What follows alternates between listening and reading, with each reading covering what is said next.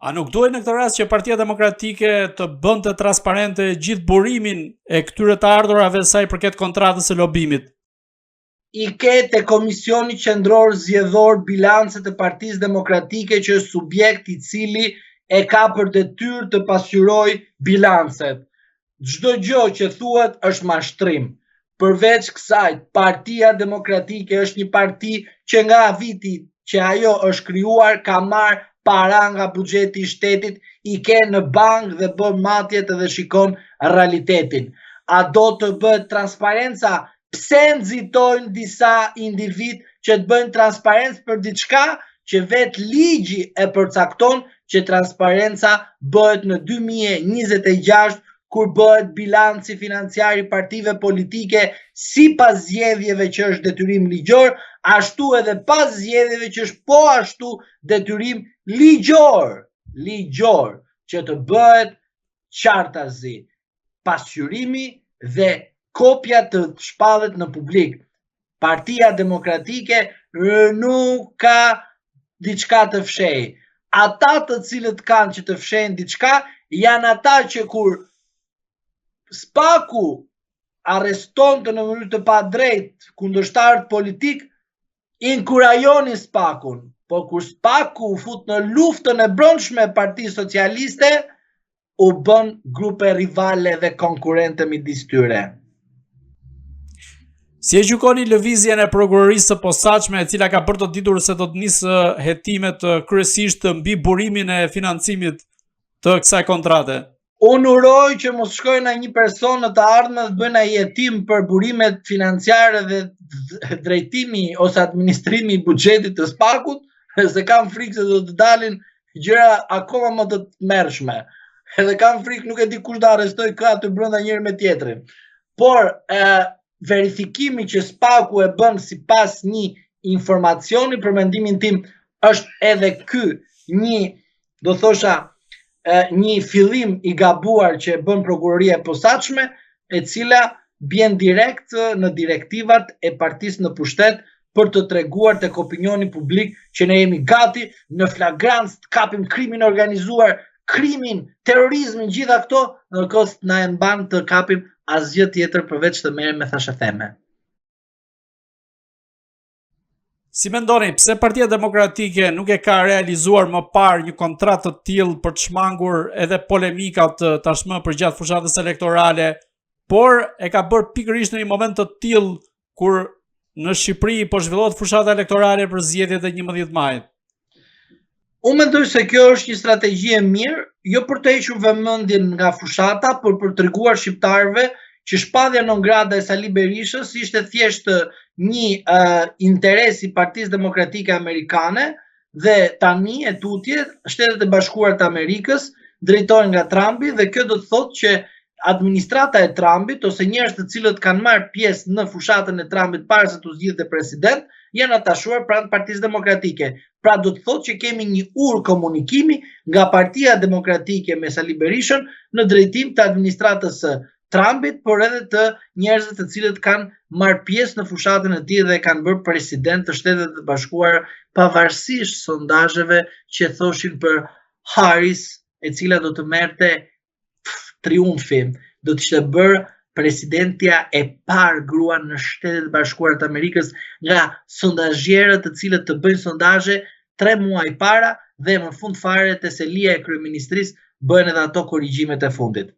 Të lutem, të jemi realist tani.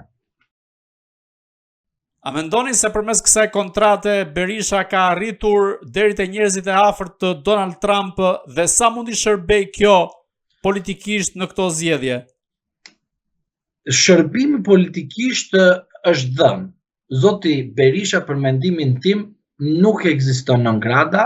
Non grata është diçka e cila nuk ka vlerë politike as juridike. Zoti Berisha nuk ka rëndësi të dalë jashtë shtetit për të bindur që ka mbështetjen dhe lidhje dhe marrëdhënie me amerikanët. Zoti Berisha ka pas lidhje me amerikanët. Ardhja e Bushit nuk ishte sepse Berisha ishte i bukur, por ishte sepse pikrisht Berisha në atë kohë kërkonte pavarësinë e Kosovës dhe pavarësinë e Kosovës e garantonte vetëm një shtet që quhet Shtetet e Bashkuara të Amerikës.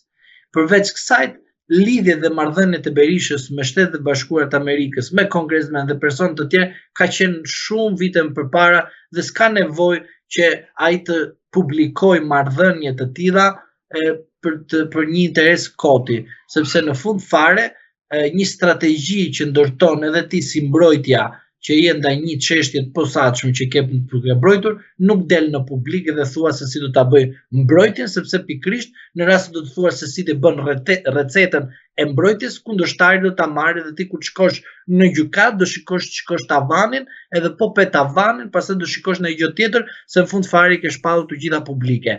Prandaj zoti Berisha, për mendimin tim, bën gjërat më të mira që i bën ngadalë, avash dhe përveç kësaj, Yuri Kim i iku gjitha i investim që bëri kundër Berishës.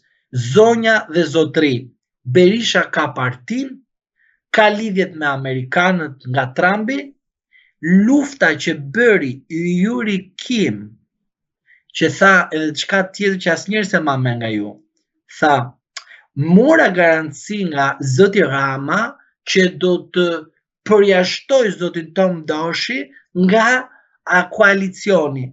Tani, lind pyetja e imje. Po si ka mundësi një ambasador e pavarur të marrë garanci nga një kryetar partie, jo kryeministër, e të thotë përjashtoj një person nga koalicioni. Tani ky është atashim i ambasadorit privat të Edi Rama, apo është atashim i paligjshëm i cili është bërë nga një diplomate amerikane që ka përvitësuar detyrat e saj kushtetuese dhe ligjore duke u bërë zari Edi Ramës, që ju më thoni për transparencën. Pra Berisha bëri një marrëveshje, ka bërë marrëveshje të lishme, konfort ligjit, dhe pse duhet ai të japi llogari për diçka që kur të vi momenti të japi. Por llogari duhet të japi Yuri Kim që humbi betejën me Sali Berishën. Vuri Luli në përdorim, Lulit ja futi, shkoi me ja ngul Sali Berishës, ja nguli edhe Lulit, edhe vetes, edhe avash edhe Ramës. Si mendoni, sa rol ka Lasivita në këtë rast dhe si mund të jetë ndikimi i tij sa i përket realizimit të kontratës, por dhe sa do ndikoj kjo në zgjedhjet e 11 majit? A jep kjo peshë Berishës që mund të rikthehet sërish në pushtet?